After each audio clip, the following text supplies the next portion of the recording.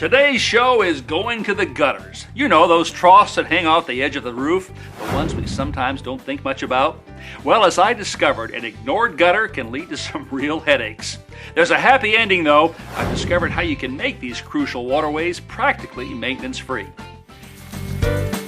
In a heavy rainstorm, it's the gutter's job to collect and divert water away from the house.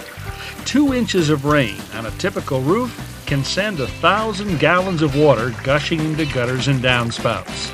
Unfortunately, gutters also seem to be a magnet for falling leaves and debris.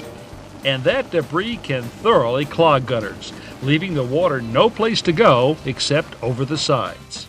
And as I found out, a lot of water spilling over my gutters and collecting below can cause real problems.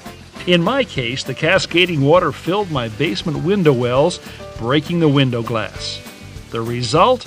A flooded basement, soaked carpeting, and a real mess to clean up.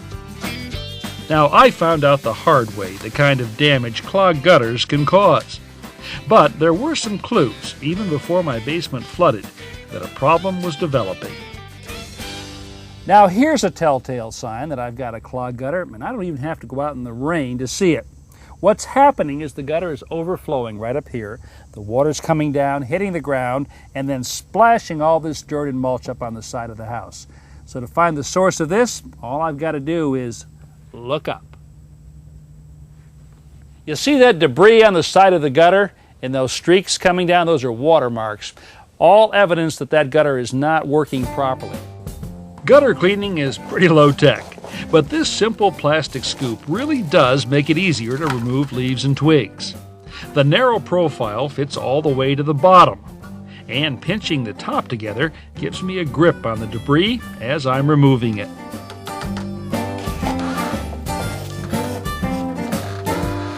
Once the gutter is free of leaves, I use a garden hose to flush out the downspout. With the heavy material gone, this gutter washer will remove any remaining bits and pieces. The extension handle allows me to do some of this work from the ground without the need for a ladder.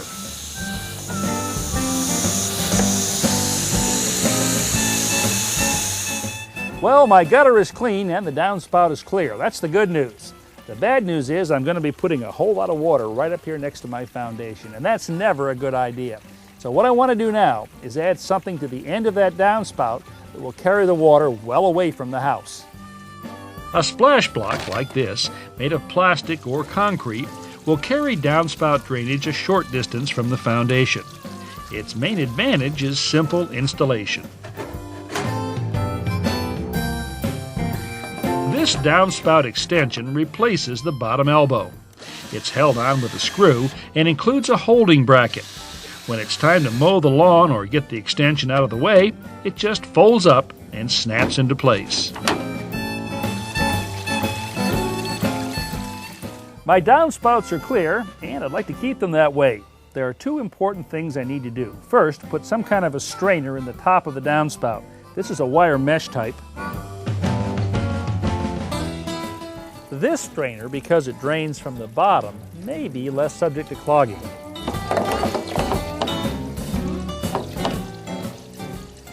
Now I know the best way to keep my gutters clean is to prevent debris from getting in there in the first place.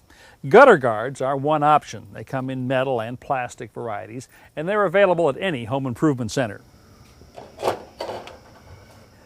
Quite honestly, I found these a little tricky to install. And if wet leaves were to collect on top, well, I think it could restrict the flow of water. So I'm going to check out another option. I've come across a product called Gutter Cap. Here on the company's website, I get an idea of how it works. The cap completely covers the gutter, keeping leaves and debris out. Surface tension, though, causes water to flow over the cap lip and into the gutter. I've gotten the materials I'll need for the project, but since the company nearly always provides installation services for this product, I've decided to have the pros put it up.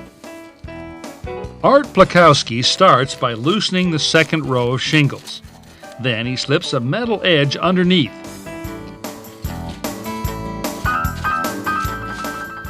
And secures it with screws. While Art's doing that, Ivan Romanovac begins bending the cap sections to match the pitch of the roof.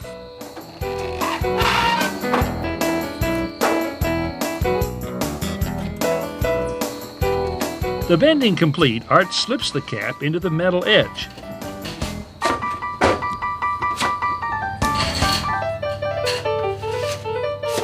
Snaps it onto the front rim of the gutter, and then screws it in place.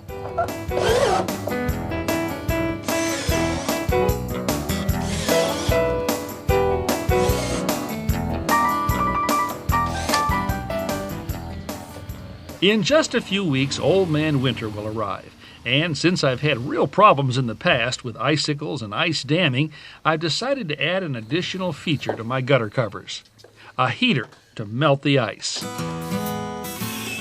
An electrical heating cable is laid on top of the cap and concealed under a metal cover.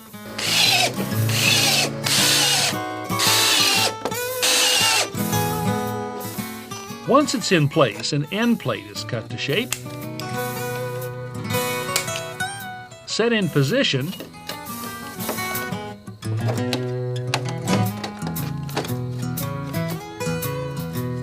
and secured.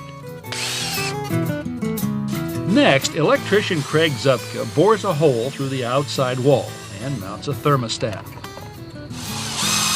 Then he uncovers the circuit breaker box, knocks out a hole in the bottom, installs a section of conduit, and runs the wiring through to the outside.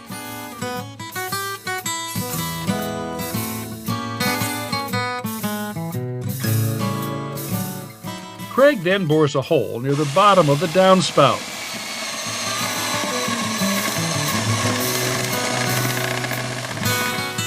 Pulls the heating cable out and slips on a piece of flexible conduit. Finally, he connects the conduit to the thermostat and sets the cover in place. Back inside, he installs the circuit breaker and puts the cover back on the breaker box.